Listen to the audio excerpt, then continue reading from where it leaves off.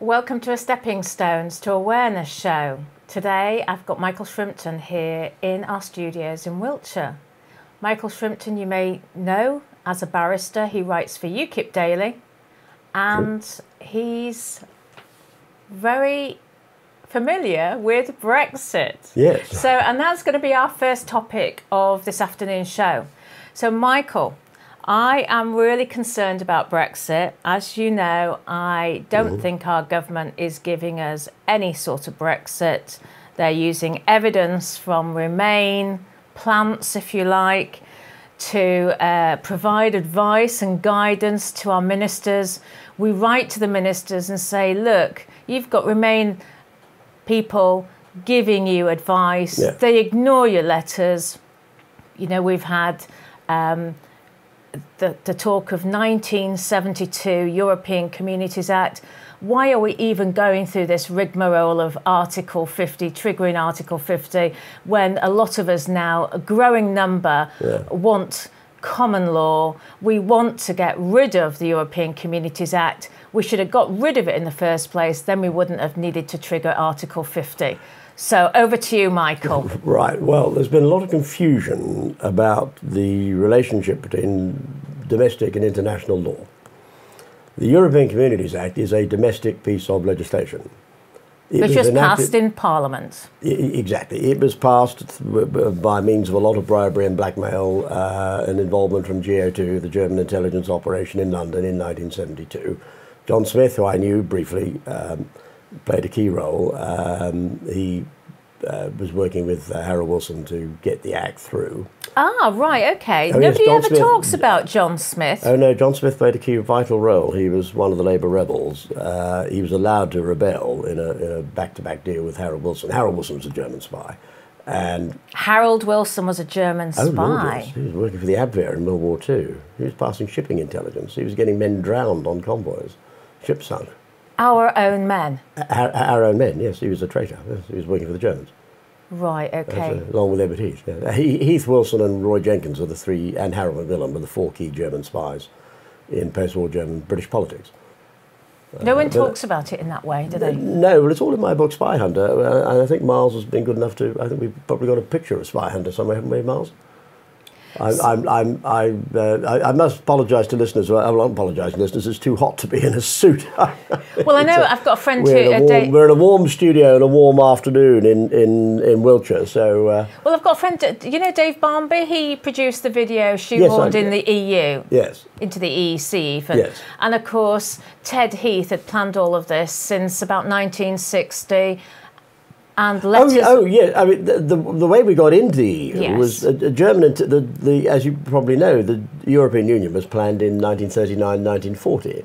The father of the EU is Reich Minister Funk, and the team of officials under Reich Minister Funk came up with the idea of the Europäische Wirtschaftsgemeinschaft in 1939, and they worked on this until about 1941. And the whole concept of the EU, the customs union, single currency and so on, it's all in Europäische Wirtschaftsgemeinschaft. Oh, that's right. It was which always is German for European Economic Community. So the idea of the European Union comes from the Nazi period. Now, the people who dreamt it up weren't Nazis. They were working for the Abwehr, for Admiral Canaris. They weren't Nazis working for Hitler. They were German intelligence specialists working for Admiral Canaris, the head of German intelligence.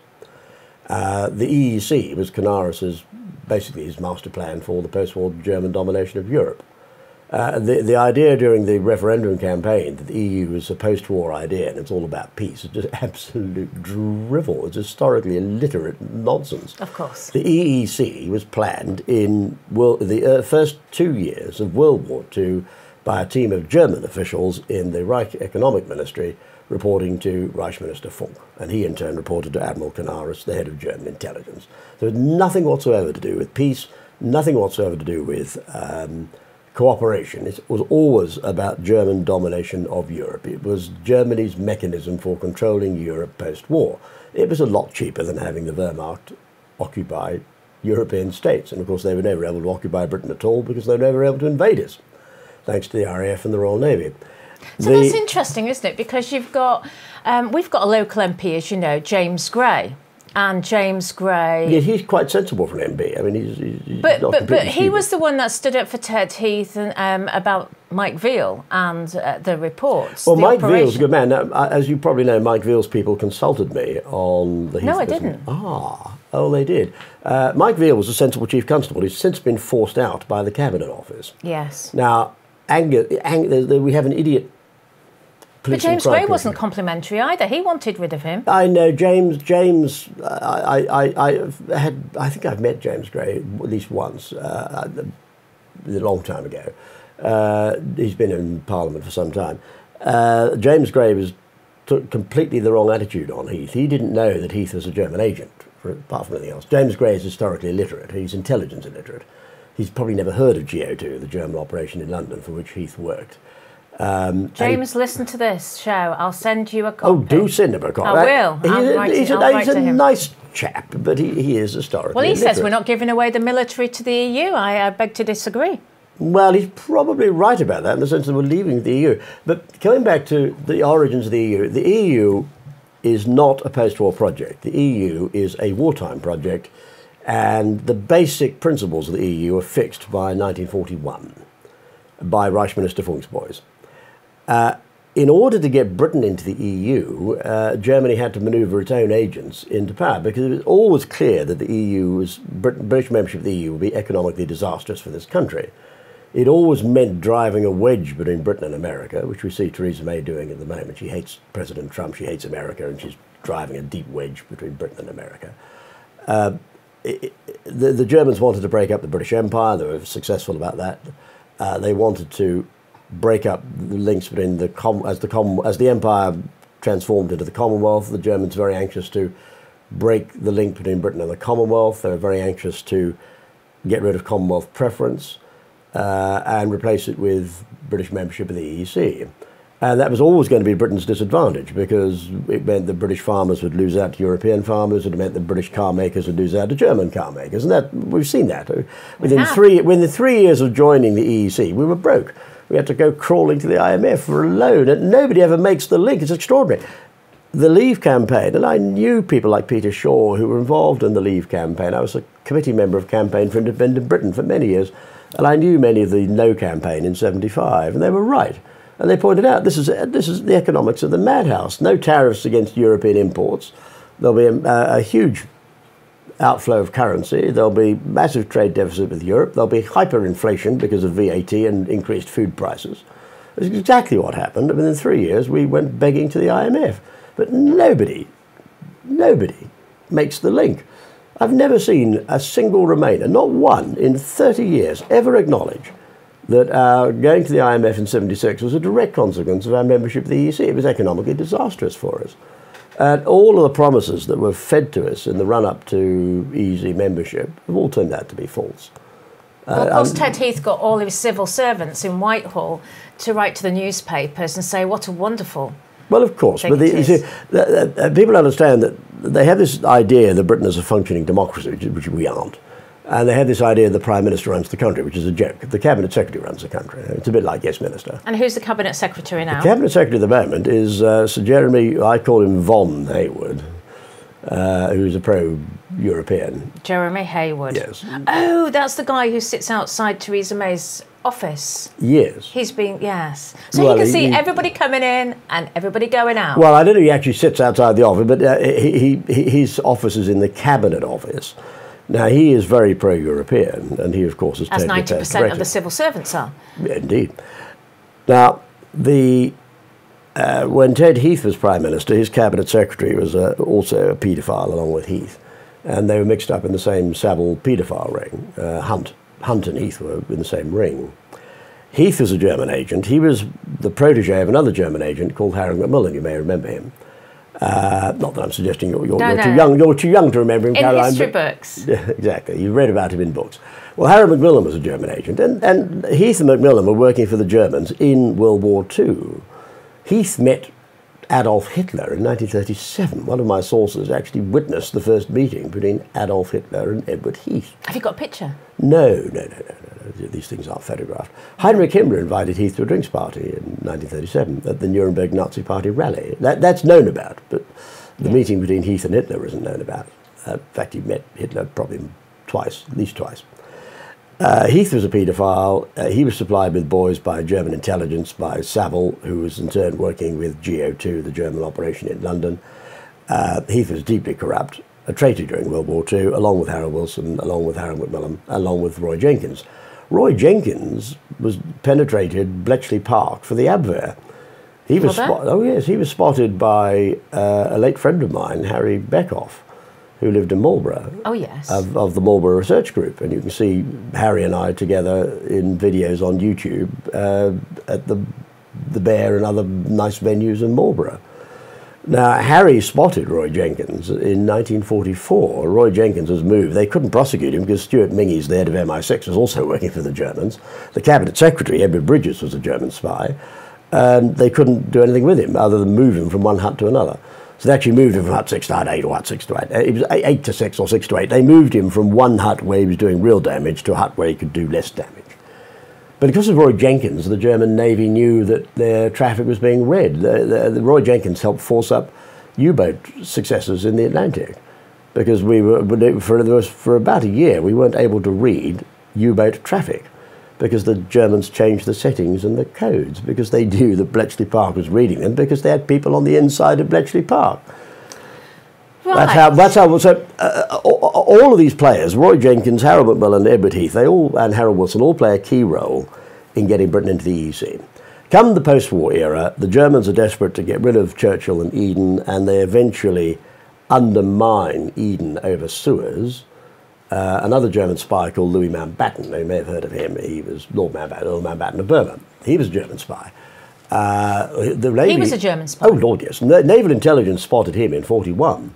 He was given command of an aircraft carrier, the Illustrious, and naval intelligence insisted that Mountbatten had to go because another German, well, I don't know if he was a German agent or not, but the cabinet office had arranged to to ground our aircraft carrier Indomitable in Kingston Harbour in November 1941 to stop Indom going out to Malaya, where she would have provided air cover for Prince of Wales and Repulse. So the Indom is run aground, and Mountbatten at that point is due to take over command of Illustrious. She'd been bombed in the Med, as you know, in January 1941. She was being repaired. She was being refitted in the eastern seaboard, on the eastern seaboard of the United States.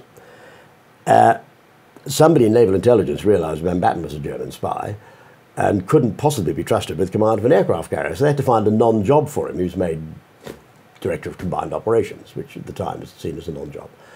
Mountbatten plays a key role in 1972 because Mountbatten gets access to compromising photographs of poor old Princess Margaret that were taken by a German agent in the West Indies. And who was she with at the time? Oh, she was an awfully nice young black man, and they were having a very nice time. They were having a nice time. I'm not critical of Princess Margaret. She was a lovely, lovely woman by all accounts. I never met her, but I know people who did, and she was a very nice woman. And of course, poor Princess Margaret was deprived of the one love of her life, Group Captain Peter Townsend, by pressure from the Germans. The Cabinet Office put pressure on her. Oh, the Cabinet Office blocked the marriage. The Archbishop of Canterbury at the time was pro-German. Between the Archbishop of Canterbury and the Cabinet Secretary, Margaret was told she couldn't have the man she wanted.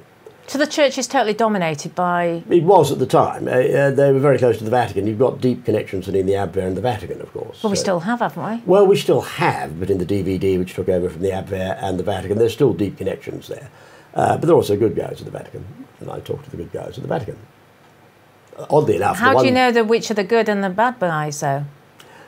Not easy. No, because it could all go wrong. I can give you the name of one of the good guys at the Vatican. That's Pope Benedict. I had personal dealings with... I actually had a phone call with Benedict at one point. Right, well, okay. Gord Ganswein, who was his personal secretary, was doing the talking because the Pope wasn't... Cardinal Ratzinger, as he then was, wasn't very confident in his English, so Gord was doing the What's your Italian like? My Italian is absolutely hopeless. I spreche nicht Deutsch. My German is hopeless and my Italian is hopeless. I have actually been to Rome. I'm going there next week. Anyway, I've been to the Vatican. I had a general audience at the Vatican with Pope with Pope Pius VI, 1975, a long time ago. So, going back to Brexit then. Back to Brexit. So we were taken in without a mandate. Oh, we went in without people think that the referendum happened before we went into the EEC. It's absolute nonsense. The referendum came about in 75. That's right. The EEC, at one point, Mountbatten actually tried to stage a military coup. Mountbatten wanted to be military dictator of Britain. The Cabinet Secretary agreed at the time, and the Cabinet Office agreed with his coup, which was only stopped at the very last minute. And one of my sources from that was in the SAS at the time, and was actually at Heathrow. The SAS actually reached Heathrow. This coup was stopped absolutely at the 11th hour. Mountbatten had turned up at the house of a friend of mine, dressed in camouflage fatigues in a jeep. This isn't the Mountbatten that got killed in the Brighton bombing. He was whacked in the Brighton bombing because of his involvement in the coup. Mountbatten, we knew Mountbatten's father. Many of the audience may not know this, but Mountbatten was the son of a German agent called Prince Louis of Battenberg. Louis Battenberg was a key German spy in naval intelligence in the run-up to World War I. And Louis had arranged for a number of British ships to get sunk in a battle called the Battle of Coronel. He sacrificed HMS Canopus, HMS Cape of Good Hope, HMS Monmouth, and the Otranto, an armed merchant cruiser. They were all sacrificed in a battle called Coronel. And what had happened was that Battenberg had told the German Navy where our ships were, and had deliberately made sure that our squadron was under strength. So the Germans knew that the British squadron was going to be easy prey. The ships were old and undergunned compared to the German squadron, which is the Scharnhorst and Neisdam. Naval intelligence spotted this and realised that the squadron at Coronel, which is commanded by a lovely man called Rear Admiral Sir Christopher Craddock, had been sacrificed. Battenberg is then forced out of the Admiralty. They actually made the point that his name is German. Mountbatten, he changed his name to Mountbatten. That's where we get Mountbatten from. It's the anglicised version of Battenberg. Mountbatten whinged for years, that's the younger Mountbatten, Louis, whinged for years that his father had been unfairly accused of being pro-German because his name happened to be German. It was nothing to do with his name. He was working for German data. He was working for German intelligence. He was working for a chap called Max, who was the head of the Imperial German Secret Service, Max Warburg. So he of the Warburg family. Of the Warburg family, of course, close to German intelligence. Now, Mountbatten's father was one of Max's boys in British naval intelligence. We actually turned the Falklands around. We turned that situation around by putting our own man, Fisher, back into the Admiralty. And we fed, knowing that Battenberg was a German spy, Battenberg didn't know he'd been spotted. So naval intelligence cleverly fed false intelligence to Battenberg about the progress of our battlecruiser squadron, commanded by Vice Admiral Sir Frederick Doveton Sturt. He was a very fine admiral. We sent Inflexible and Invincible and Kent. There was a very powerful squadron, HMS Glasgow light cruiser. We sent this very powerful squadron down to the Falkland Islands. The Germans have fed false intelligence about their progress through Battenberg. Von Spee, the German admiral, rolls up with the Scharnhorst and the Gneisenau to the Falkland Islands thinking, oh, this is great, we're just going to, like 1982, the Argies, you know, this will be marvellous, we'll kill a few Brits and take over the coaling station and coal our ships because the British will have a stock of coal at the Falkland Islands, as we did. It was a coaling station. He thought he was in for an easy time, and he rolls up to the Falkland Islands, and his lookout spots the fighting tops of 2 British battlecruisers in the outer harbour at Port Stanley. But we couldn't do that now, though, could we? We couldn't do it now because we got too many. Well, we couldn't do it now because the Royal Navy's been sunk by the Germans. Yes. Not in battle, because the Germans can never defeat the Royal Navy in battle, but because they've got German assets in the Cabinet Office. Exactly, it's our civil service. Civil service, which is dominated by Germany because the successive cabinet secretaries worked for Germany. I'm not saying Sir Jeremy von Hayward works for Germany, but the Cabinet Office are penetrated. And they also have been. The whole idea of the Cabinet Office was to give Germany control of Whitehall. They had a German spy called Hankey, who was a nasty little man. Hankey? Hankey was a paedophile. Hankey was being supplied with boys in the East End, and he was put in charge of the whole idea of the Cabinet Office was to give Germany control. They had a spy called Hankey, and the German theory was, well, we've got one key spy in Hankey, but we don't have enough spies to control all the British governments, all the British departments. So if we centralise the whole of Whitehall, right, and if we set up a super department, the Cabinet Office, and it then controls all the other departments, we only need to put our man in as Cabinet Secretary. That's what they did. So Maurice Hankey was working for the Germans for the whole of his life. And he's in control of what? He was in control. He was in control of Whitehall, yes, and of course he was appointed there by another German spy called David Lloyd George. Right, so which is just like who Hayward shopped our plans to attack the Germans at the Somme. That's why we lost 20,000 men in a day at the Somme, because the Germans knew we were coming. They'd hardened our trenches. It's all in my book. That was spotted by an Australian intelligence officer called Ron Casey. Awfully nice man, who later became Foreign Affairs Minister of Australia. He was an engineer officer, but he also had a brain. He was an intelligence officer. So effectively, Hayward, sorry to interrupt, but effectively, Hayward is in that same role now. He's in. Well, I can't accuse. We're live on TV. I can't accuse the cabinet secretary working for the Germans. I'm not saying that. For the avoidance of doubt, I'm not saying Sir Jeremy von Hayward is a German spy. He just happens to be pro-European. But it's interesting, actually. I mean, he's not that bright. I think he genuinely thinks that Britain ought to be in the European Union. So. But isn't it funny that my boss, I was the grassroots national coordinator for Vote Leave, eventually after leaving Leave EU and being their campaign manager. Yeah. And my manager at Vote Leave works for Theresa May now. And he'd worked for Theresa May before Vote Leave. Yeah, well, that doesn't surprise me. I mean, who's that? Stephen Parkinson. Oh, yes, I've heard that name. Yeah, he was on there was some stories. It was in the Mail a few weeks ago. Yes, I've heard the name. Yes, yes, I've never met him. Well, that's so. Cutting a long story short, that is how we get into the EEC. So the EEC is a German concept. It's drawn up in the first 2 years of World War II by German officials in Berlin, reporting to Reich Minister Funk, and we are forced into the EEC by a German agent. We're taken in by a German agent in the Cabinet Office and a German agent in Number 10, Edward Heath. We then have there's a referendum in 75, which the No campaign win, but the counting of the votes was put in charge of a German agent called Philip Allen.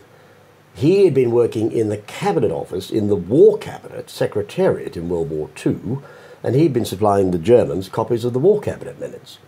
So Admiral Canaris was getting the minutes of the War Cabinet was supposed to be top secret. Admiral Canaris had a man in on the Secretariat.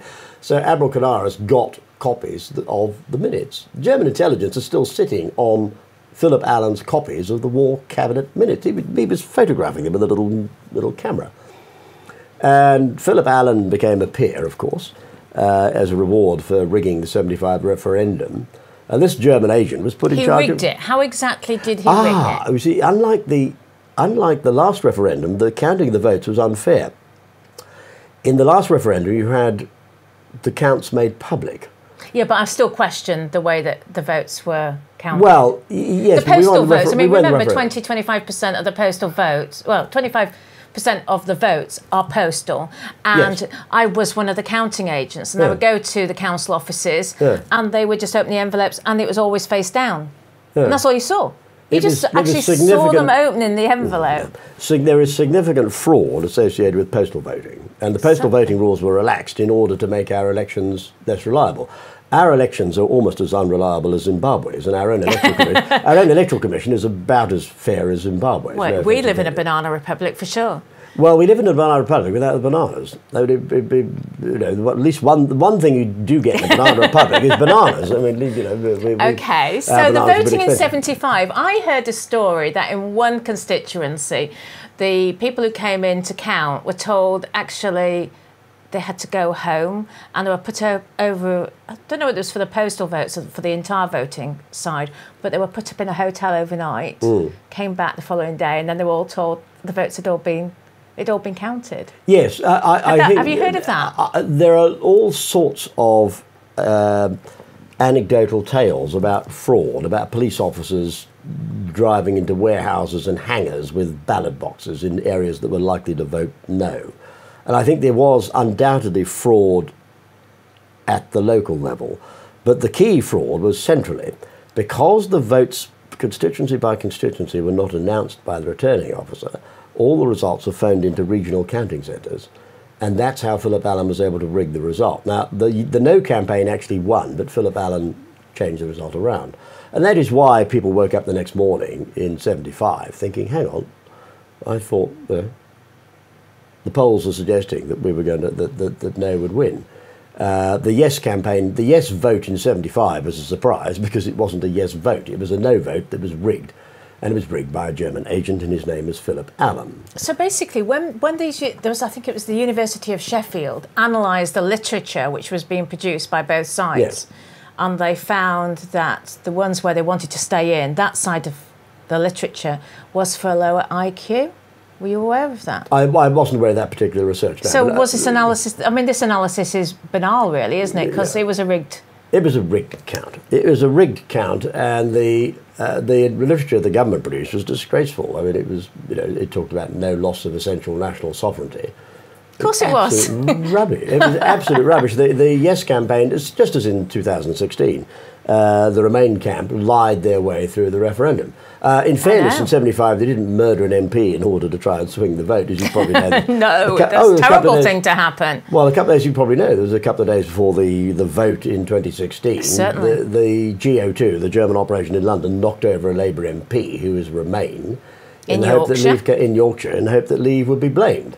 And then they had a Well, it right-wing... subdued, let's be honest, it did subdue the referendum, because I was out Well, and yes, about and we cancelled a lot of things. Yes, I know. And we had That's the opened whole the idea. books of a condolence.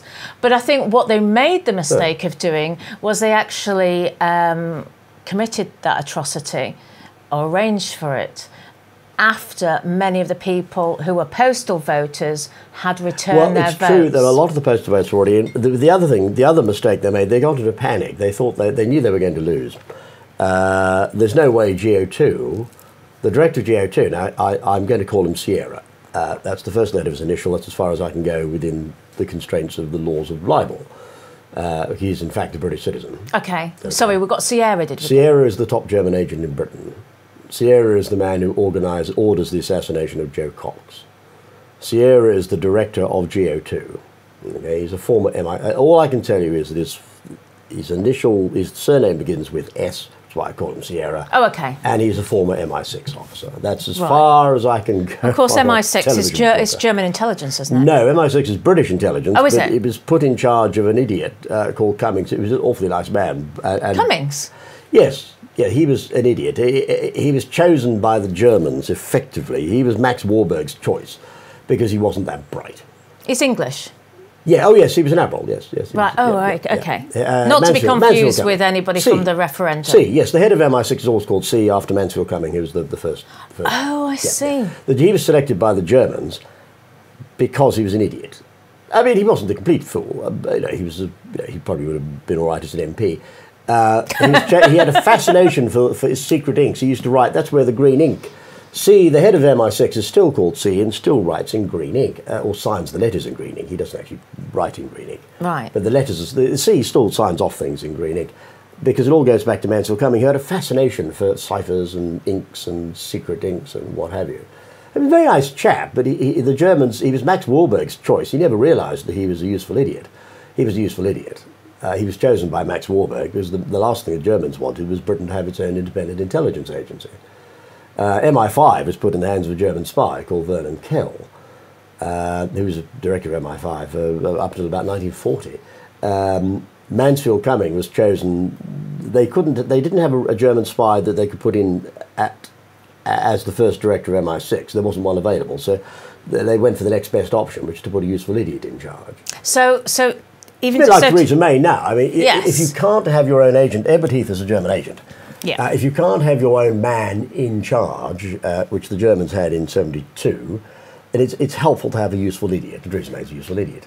Well, is she the straw woman? Straw She's man. she's a woman of straw, yes. Yeah. Exactly, yeah. She's lasted a long time, though, to be a straw person. Well, yes, but she's backed by Jeremy Haywood, and she's backed by the Cabinet Office and the Civil Service, and she's backed by the EU, and she's backed by GO2.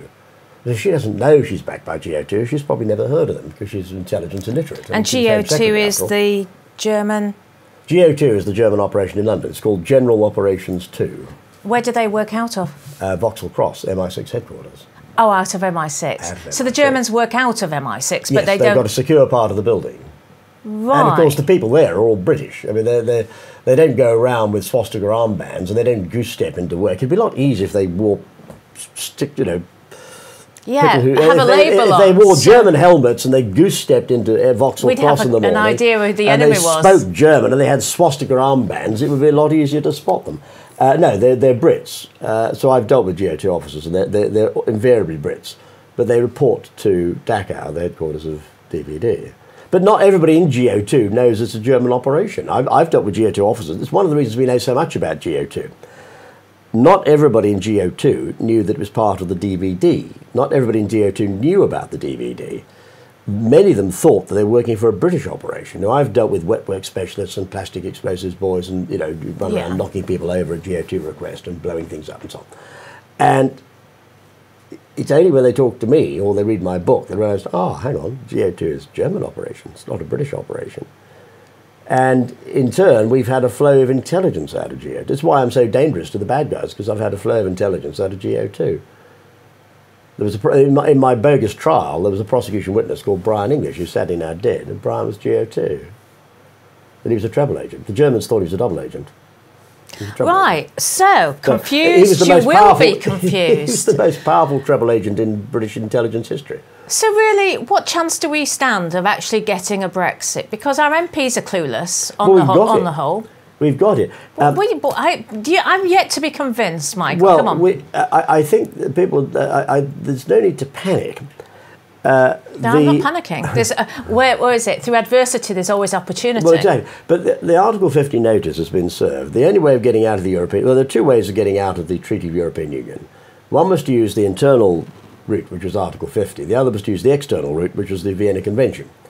Now, I always argued we should use the Vienna Convention on the law of treaties and give 12 months' notice and just leave. I mean, you can give 3 months' notice. It depends which section you use, but there's an implied right to withdraw from an international treaty on 12 months' notice. Okay. See, international treaties are based on consent. So it's very, very difficult to force a state to remain a state party to a treaty that they no longer wish to be a member of. So under the Vienna Convention, it's perfectly clear that reasonable notice is sufficient for a state to withdraw from a multilateral convention, which the EEC treaty or the EU treaty is. So why is UKIP not talking about this then? Oh, UKIP, I couldn't. Gerald Batten is a nice chap, but he's not an international lawyer. Gerald Batten goes about thinking, I think Gerald Batten actually thinks that repealing the European Communities Act pulls us out of the EU. Yeah, he does. Well, he's not, it's wrong. Total nonsense. The European Communities Act is an internal act of Parliament. It has nothing to do with the EU as such. The EU weren't party to it. They never agreed to it. The European Communities Act was pushed through in order to implement European law in the UK. That's the whole idea of it. If the European Communities Act hadn't been passed in 1972, European law wouldn't have applied in the United Kingdom. It would just be a treaty. It would operate in the international plane only. Well, in order to operate as part of it... Can I interrupt you? Sorry. Before I forget. The United Kingdom is PLC. And isn't it the United Kingdom that is party to the EU anyway? And couldn't we just be individual? The UK is the state party to the Treaty of European Union is the United Kingdom, which is why Scotland comes out when we come out, because Scotland is part of the UK, even though Nicola Sturgeon doesn't want it to be. No. So the United Kingdom is the state party to the Treaty of European Union, which is an international treaty. And it is governed by, like all international treaties, it's governed by the Vienna Convention on the Law of Treaties. And that contains specific provisions for denunciation. And there's a clearly implied right to withdraw on 12 months' notice.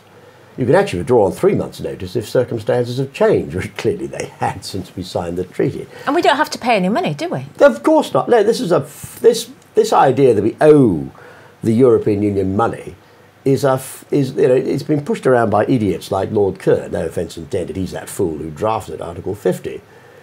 If this idiot, and no offence intended, he's a nice idiot, but he's an idiot. If John Kerr had wanted to put in a provision that states that left the EU are somehow obliged to contribute to the EU's budget after the 2-year notice period, it should have been put in Article 50. There's nothing in Article 50 about contributing to the EU budget after you leave. That's just nonsense on stilts. I mean, Martin Howe and Lawyers for Britain have blown that idea out of the water. It is crazy. Once you leave an organisation, you're no longer liable. It's like saying you're liable to make pension contributions if you work for the BBC after you've gone to work for ITV. It's just silly. It's just nonsense. In fact, we could argue that we're due a proportion of the buildings. Well, that's a slightly... I don't think so. There's nothing in Article 50 that says you get a proportion but the basic rule in international law is if you're a party to an international organisation, which the EU is, and you give it money and it then buys a building, it hangs on to the building. You can't walk away with a bit of the building. Well, I think we should just walk away and just get out there in 3 months. The one exception to that is the European Investment Bank, where there's specific capital. So we can get the capital back that we put into the European Investment Bank, because that's capital that the UK has contributed, and it's capital that we're entitled to withdraw from the EIB. So banks, the European banking institutions are in a slightly different situation, but we can't argue for a bit of the Berlaymont or a refund of the British money that's gone into refurbishing the Berlaymont building in Brussels, because we've left. But we have no ongoing obligation. There is no requirement whatsoever under international law to contribute a penny piece to the EU after March, when we leave. And Dominic Raab, who is quite sensible for him, even though he's in the cabinet, he's quite intelligent for a cabinet minister. And Dominic Raab is saying, and he's right, that the 39 billion that we've agreed in principle is only paid if there's a deal. Well, he's right. We don't have to pay the EU a penny, and nothing. I don't know why we have to pay the 39 either. We don't. We shouldn't be paying them a penny. We shouldn't be doing a deal. Any deal with the EU is going to be a bad deal. We just walk away. So what do you make of... The one point I want to get across, I think people are panicking. The Article 50 notice has been served. It's gone in. So we leave the EU at 2300 hours on March the 29th, 2019. And put the champagne on ice. Start planning your fireworks parties. Start planning your leave parties. But we're not regaining our sovereignty because we still have no control over immigration. We'll still be referring cases to the human courts of justice. I know that's slightly separate, but we also, Michael, but we've got the Canadian, the super deal, which they've had to rename to try to make it passable to the British public, because of course they were all up in arms against TTIP, which is, Theresa, same horse, different jockey. That's a separate argument. Theresa May and the Cabinet Secretary and Oily Robbins, I call him Oily Robbins, we all know who I mean, Ollie Robbins, who's the civil servant. He reports to Von Hayward. So Ollie Robbins reports to Von Hayward. I'm not saying Ollie Robbins I'm not saying Oily's a German spy. He's a nasty little shit, no offence intended, but if you'll forgive my language, but he's not a German spy. Now, he reports to Sir Jeremy Von Hayward, who is not a German spy either. But both Oily and Sir Jeremy both believe deeply in the EU. Their thinking is essentially Munich. They haven't moved on. They think like the Foreign Office. They haven't moved on from Munich. Their thinking is that Britain should be a German client state. Conceptually, I don't think Oily Robbins understands that Britain and the Allies won World War II. I don't think he's ever got mentally... people like Hayward and Oily haven't grasped intellectually. I mean, at a certain level they grasp it. I mean, they can open a history book and realise that the Germans actually surrendered in 1945. But they don't really believe that Germany surrendered. They still think in terms of Munich, and they think that Britain is weak compared to Germany, where in fact Germany has always had a weak strategic position. And their attitude of mind is that we are a client of Germany, that we are subservient to Germany. The EU suited their means. Now, the EU is obviously controlled from Germany. France is a German client state. We all know what happened. De Gaulle was gay. De Gaulle was being blackmailed by Canaris. De Gaulle cut a deal with the Germans. And the Free French, the Fourth Republic, came to an end in 1958. And de Gaulle, who was essentially a Vichyist, obviously he was nominally Free French, but he was being blackmailed because of his sexuality. He was actually a boyfriend of Pétain, the Vichyist dictator. So de Gaulle, you had Pétain, who's the German dictator in France. Obviously he was French, but he was reporting to the Germans. He was also very close to the Vatican. He was a Catholic. Pétain, who was close to the Vatican and German intelligence, is running Vichy France on behalf of German intelligence. He was gay, de Gaulle was gay, de Gaulle was one of his former boyfriends. And de Gaulle, who wasn't that brilliant a general, was a protege of Pétain. That's why de Gaulle rose through the French military ranks so quickly, because Pétain, who'd sold the French down the river of Verdun in an agreement with the Germans to bleed the French army dry, that whole strategy of losing 1 million soldiers at Verdun was a German strategy that Pétain went along with, because he was being blackmailed. So Pétain was more than happy to sacrifice 1 million French soldiers killed and wounded if it meant his homosexuality wasn't exposed. Actually, can I interrupt a minute? Because I'm just thinking the audience has just obviously you've mentioned that word a few times. Would you like to, the gay word? Oh, yes. Would you like to say that you've got, it's... Well, I'm gay, yes. Exactly. I'm gay and I'm out. I was outed by the Rozzers who raided my flat and found some adult gay porn. Not very much porn, because I'm not really into porn, but there was a little bit of gay porn. Not.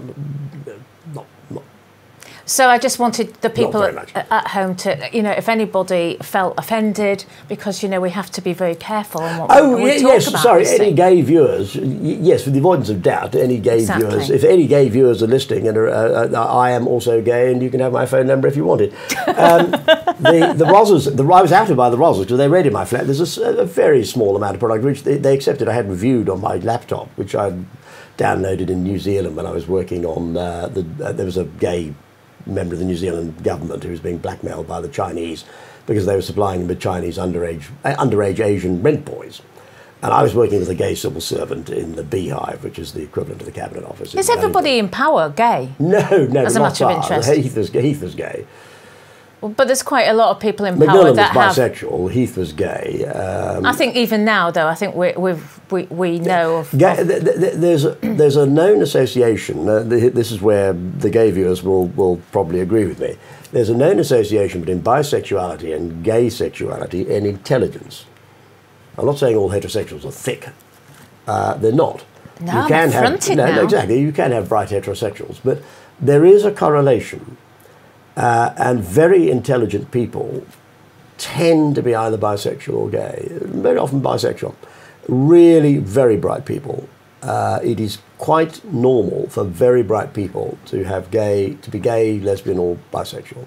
Right. And very bright people tend not to be bound by conventional morality, which is because they're too bright to buy into.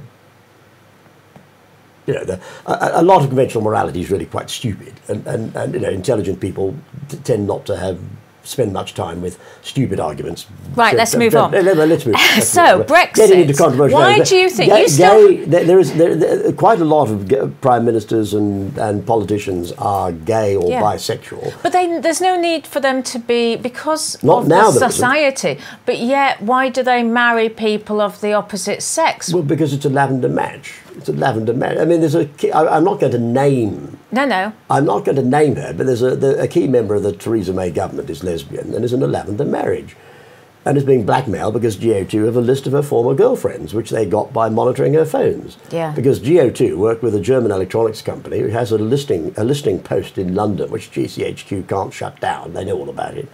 And it monitors the phones of every judge and every MP in the country. Every MP's and every peer and every major civil servant, every senior civil servant, every senior military officer, every judge from above Crown Court judge level, their phones are automatically tapped by German intelligence. That's how they get the blackmail material, you see. That's how GO2 is so powerful, because they blackmail senior civil servants. They blackmail members of the government. And one poor woman in the May government, I'm not saying whether she's in the cabinet or not, but I'm not identifying her, but one poor woman in the May government is being blackmailed because GO2 have a list of her former girlfriends, because they've been monitoring her phones for years. And one of the women is a barrister and is married, and it all gets very messy and complicated. And it's all very well people say, oh, well, people don't care these days whether you're gay or lesbian or bisexual. But they do when they're in the public spotlight, don't they? They well do if they're in the public spotlight. And it can be very embarrassing if you're in a lavender match and you've presented yourself as a happily married couple when in fact you're not. Again, it's possible to have a lavender marriage and people to be happy with each other. That's perfectly possible. But it's not a conventional marriage. So you've got in this case, there's a lesbian politician married to a gay man. And the marriages work quite successfully. The gay man sees his boyfriends, and the lesbian woman sees her girlfriends. And why not? It's not. I don't have a problem with that. But she does. And her former girlfriends do, because they are also in lavender marriages, some of them. And it's not just a question of being exposed as gay, which some people don't like. I actually wasn't happy about being outed as gay by the Rosses myself. Well, that was the best thing they ever did for me, and I just wish I'd come out years ago. It was marvellous. I'm only too delighted they outed me.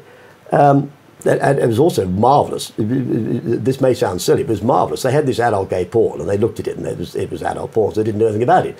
And it looked like the prosecution on the bomb hoax was going to fall apart, because by that stage everybody knew there was a bomb, and MI6 knew, and had briefed in the Foreign Office, and the Foreign Office had briefed in the Minister, and the Minister had gone on record with the media saying there was a nuclear threat to the London Olympics.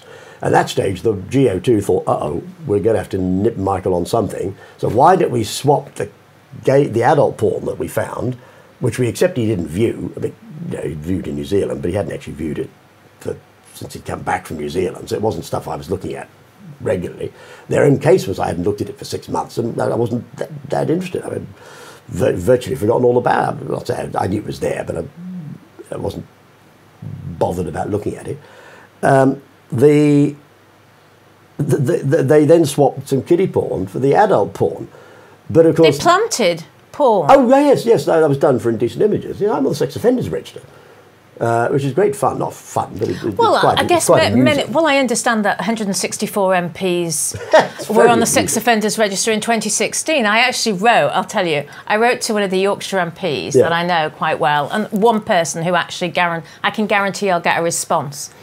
And I wrote to him and said, look, you know, how are we supposed to look up to you if you're telling us what to do, and with all the sort of the conflicts of interest you've got there, and I said, you've got all these people on the sex offenders register. And he said, don't talk rubbish. I can't reason with somebody who believes in this. And I just wrote back and said, and how is MP da-da-da-da-da? How is he these days? Hasn't been seen recently, has he? And of course, you hear nothing. I don't know the numbers, but they were foolish enough to swap some underage kiddie porn for some adult porn, and they were mad because they must have known I was going to find out all about it. And GO2, I had a SanDisk memory stick, so the adult porn was on a SanDisk memory stick. It was a red 4GB SanDisk memory stick. So GO2 go out and buy a SanDisk memory stick. Say, oh, it's the same colour, it's the same size, it's 4GB, it's red, so it looks like Michael's, you know, we'll get away with this. But they completely forgot that if you handle even something as small as a memory stick, you're going to transfer your DNA to it. I get hauled into Aylesbury Nick. I wasn't arrested because they knew the whole thing was, they either knew or suspected that the whole thing was a crock. So the officers fronting the operation, there's a guy called Stephen Clark, who I actually think was honest. He was a useful idiot. I don't think he was working for GO2. He wasn't bright enough. Nice chap, but and he was their sort of Thames Valley's kiddie porn bloke. So Stephen Clark hauls me into Aylesbury Police Station. He offers me a caution, which I turned down because it's not my porn. And he shows me thumbnail images in the police station interview. You're not allowed to look at them closely, but they put them on. You've got 100 images or 300 images per page. Literally. As soon as he showed the thumbnail image, I thought, that's not mine. I've been set up here. Right, boys, I want a fingerprint check. I want this memory stick checked for fingerprints and my laptop. And they did. They not only checked for fingerprints, they checked for DNA, because the two normally go together. And the reports came back negative. And then Thames Valley Police were in a problem because they were trying to fix me with these images, and my DNA and fingerprints weren't on the memory stick and they weren't on the laptop computer. Sorry, you're saying that the police conspired with the establishment... Well, GO2. ...to set you up? Yes, you see, most police forces in Britain report to the Cabinet Office. Wiltshire is the only... We mentioned Mike Veal before. He was the only independent chief constable in Britain. The Cabinet Office got rid of Mike Veal. There was an idiot called... We have a police and crime commissioner who's an idiot, complete idiot. Angus McPherson. Angus McPherson, yes, absolutely. A thick Scot, no offence intended. By the way, everybody, this is the county where Ted Heath lived. Yes. This is a really key county, isn't it? Heath lived down the road in Salisbury at Arundel's, yeah. Angus McPherson is a thick Scot, no offence intended. He's Tory. Probably, I know he's a Tory, but he's probably had too much haggis, probably been at the booze a bit too much. I don't know. I don't know. I've never actually met McPherson. I've emailed him. This idiot offloads Mike Veal. And again, I don't think Angus works for the Cabinet Office. I think he's just a useful idiot. But Angus offloads Mike Veal. Now, Mike Veal is the one independent chief constable in the whole of Britain. The one chief constable does not report to the Cabinet I did Office. not know that. Oh, he's good people. Oh, yeah, I know he's a good person. The Wiltshire Police consulted me. The Wiltshire headquarters, the police headquarters, is just up the road. Yes. They were consulting me. They sent a DC along to consult me over Ebbett Heath, which is marvellous. It was hilarious because here you've got, I'm on the sex offenders register. I've got these 2 convictions for a bomb hoax and a memory stick. Wiltshire Police are supervising me. They know perfectly well I'm not a real sex offender. They know perfectly well this is all a complete setup. So they're actually consulting me with the authority of the Chief Constable. I'm having conversations with the Chief Constable's staff officer on a mobile phone. Well, you don't, on the sex offenders register, normally get a mobile phone for somebody senior in the Chief Constable's office. You don't normally get handed out an email for the Chief Constable. Wiltshire knew that I'd been set up.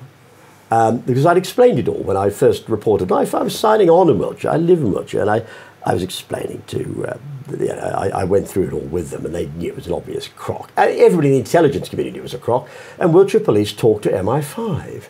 And MI5 knew it was a crock. Everybody knew it was a crock. GO2 have done me an enormous favour, because when they swapped this memory stick, what they forgot was there was a batch number on the memory stick. And that only finally emerged during my trial, and then they introduced a wholly misleading statement from Sandisk, who I wasn't allowed to cross-examine their witness. And Sandisk man says, oh, we can't trace memory sticks by batch number, which is complete utter nonsense. And, oh, by the way, there's a code in the memory stick, and a date code, July 2011. And that, by the way, relates to when this memory stick was manufactured. Now, Sandisk were lying through their teeth. To conspire with. Exactly. What then happens is that I discover from an American expert that, in fact, the memory stick wasn't manufactured in China at all. Only the code relates to the memory chip, not the actual memory stick. The plastic, the actual stick itself and the packaging is all done at a regional assembly centre. And for New Zealand, I think it was Singapore or Malaysia or something. The prosecution lied their way through the proceedings, telling the judge, the 2 judges in succession, one of whom was later charged herself with computer misuse, Judge Karen Holt. She was acquitted on the orders of the judge, but she was charged.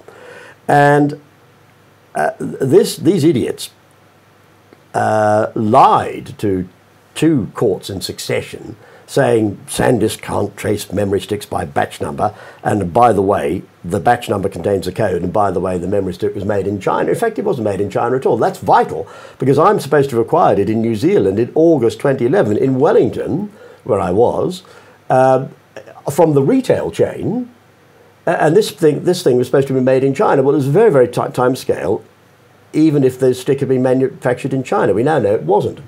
Sandisk are then taken over by Western Digital Corporation. Western Digital are, guess what, key contractors for the National Security Agency. Who did I used to work with? The National Security Agency. It's one of the agencies I was a human intelligence source for. Western Digital take over Sandisk. Western Digital have high ethical standards. All of a sudden, Sandisk have now backed away from the prosecution. They are not denying now, I've put it to their local distributor, they are not denying that they can, in fact, trace memory sticks by batch number. Everybody in the intelligence community knows that that batch went to the European distribution centre and then went into the UK, where GO2 bought it. That stick was, the chip was made in China in July 2011. It was probably didn't even enter the retail chain until November, months after I'm supposed to have acquired it, possibly October. And it's probably manufactured about October. It probably hits the retail chain October, November. I did test samples at the time, test purchases, and I couldn't find a Sandisk memory stick that was less than 3 months in the retail chain, less than 3 months after the chip had been manufactured.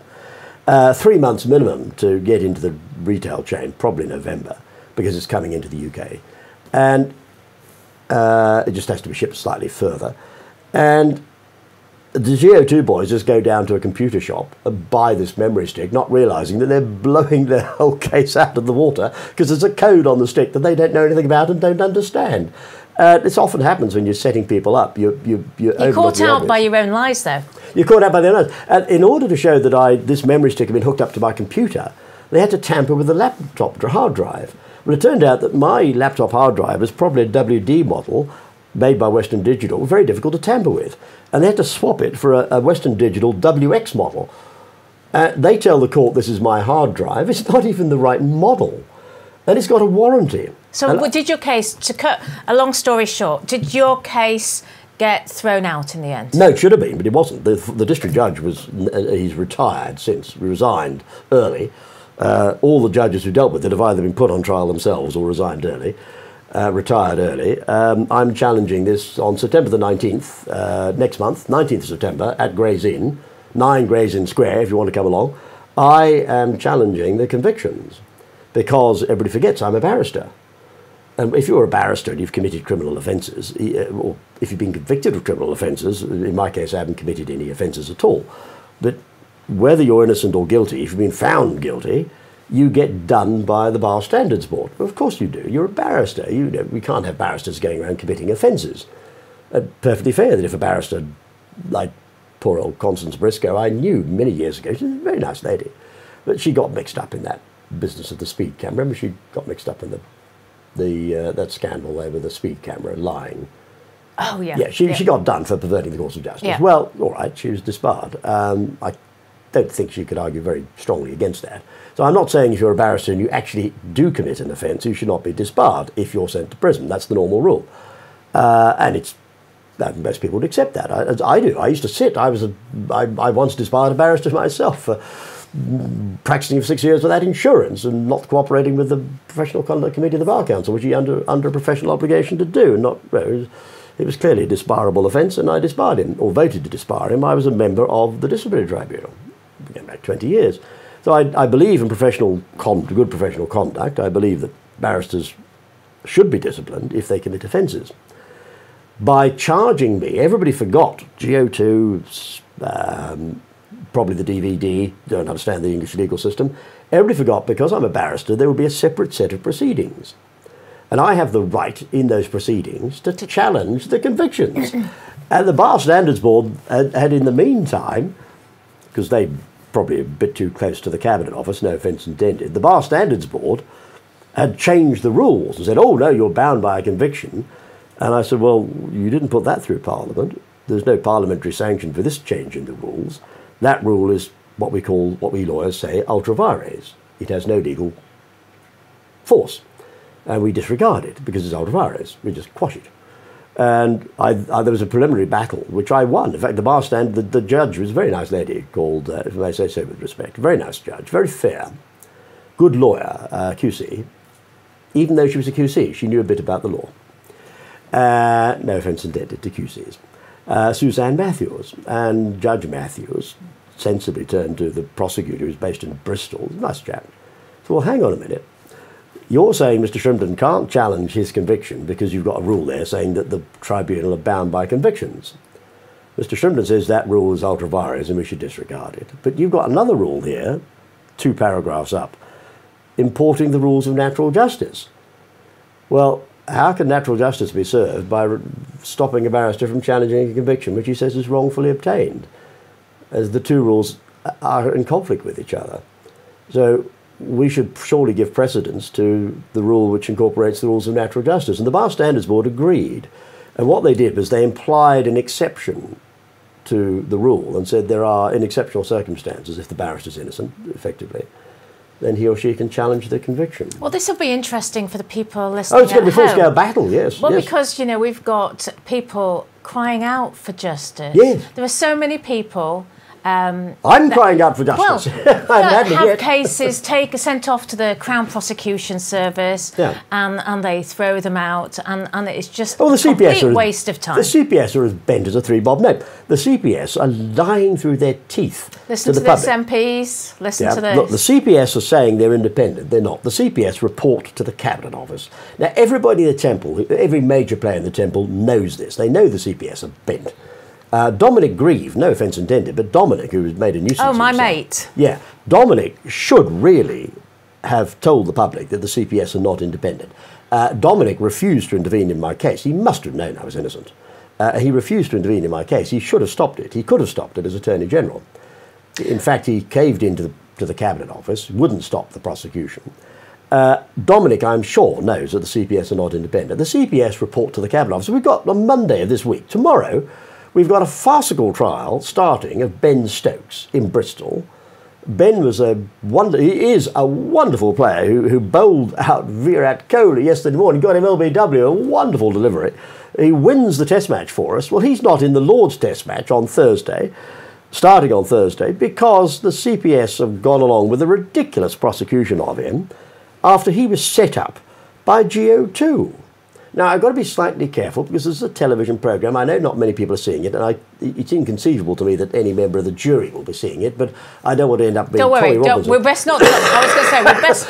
I don't want Tommy Robinson and banged up in prison for contempt of court for upsetting a jury trial. Well, we weren't talking about Melanie Shaw. What about Melanie Shaw? You've come across the case Melanie Shaw? No, I haven't. That is a really important case because she has uncovered a paedophile ring, and the police did a minor investigation. Yes. She was at a children's home. She was due out of prison herself because she was put in prison for arson, I believe. And she was due out of prison on the 2nd of June. But guess what? They've just got some cases of arson against her. Further charges? In prison. They've only just come to light, and now they're claiming getting medical reports. So she's not seen the light of day. She's been living in solitary confinement, and I mean, this is life in Britain today. Yeah, I'm afraid so. The trouble is the prison service reports to the Cabinet Office. So if the Cabinet Office directed a prosecution, which they might have done, the Cabinet Office direct my prosecution. So the Cabinet Office control the police, they control the CPS, but they also control the prison service. And this is where Tommy Robinson ran into trouble. So you got Theresa and May also the leader of Britain First, Paul Golding. I have no brief for Britain First. I'm a Tory. I'm conservative. I'm not far right. Britain First are a little bit right-wing for me, but they're perfectly nice, patriotic people. And I'm not prepared to see anyone, whatever their political opinions, and I would stand up for a left-winger who was treated in the same way. That's why we need to take the political labels off, don't we? He was banged up on the orders of the Cabinet Office, and his conviction was a complete crock, and he was assaulted in prison. And there's CCTV showing a number of Afghan Muslims coming out of his cell laughing after they thumped him. And he was injured, and nothing is done about it. Of course not, because somebody in the prison had okayed the hit. So the Cabinet Office controlled the prison service. They put down orders to somebody in the prison, and the next thing you know, there's a hit on Paul Golding, who's been targeted by the Cabinet Office. Now, there was a plan to hit me in prison. I was apparently supposed to go down to Parkhurst, and there was some ISIL nutter who was going to saw my head off, and he had a knife in his cell, and he had an ISIL flag. MI5 spotted it, and the cell was raided. ISIL flag was found, and I ended up going to Wandsworth, not Parkhurst. But there was apparently a plan to send me down to Parkhurst. Well, that's... And interesting, when I was taken down to the cells, having bowed to the judge, and if you're a barrister listening to this and you're banged up in prison unfairly for something you haven't done and you leave court, you don't shout at the judge, you bow to the judge because you're a barrister and you respect the judges, even if he's just sent you down. And I did. I bowed to the judge. I was dressed in my black jacket and stripes, and there was some chaos and confusion because I don't think anybody knew which prison I was going to. Should have gone to Wandsworth, should have gone earlier than I did, and I'm stuck in the cells for a while. Apparently there was a row about whether I was going to Parkhurst or whether I was going to Wandsworth. And if I'd gone to Parkhurst, some idiot from ISIL, I would have been put in a cell with some ISIL terrorist who probably would have tried to saw my head off, which can be very, having your head sawn off can be very irritating. And, right, Michael, painful. I think we could speak for another hour, but we probably could. I think we need to invite you back to the studios. I'd be delighted to come because back, we never covered half. Well, I don't want to bore your listeners to tears. No. We, Brexit is first and foremost in a lot of people's minds, and also justice. So the two combined, we don't feel as Brexiteers we're getting justice in Brexit, and I think for us... Well, you're not, but you are. We will be leaving the EU on March 29. I don't see that. I don't think that's going to be stopped. We didn't quite fully cover that, but Michael, thank you so much. My pleasure. And I do wish you well on September the 19th. Thank you, and you've done very well, Caroline, to bring me out of my shell. And thank you to the viewers at home for spending time with Michael and myself. I'm sure, like me, your socks have been blown off by some of the revelations. Now it's for you to do your own research. Don't take our word for it. Go and do your research. And I hope you'll come back and visit us again soon. Thank you.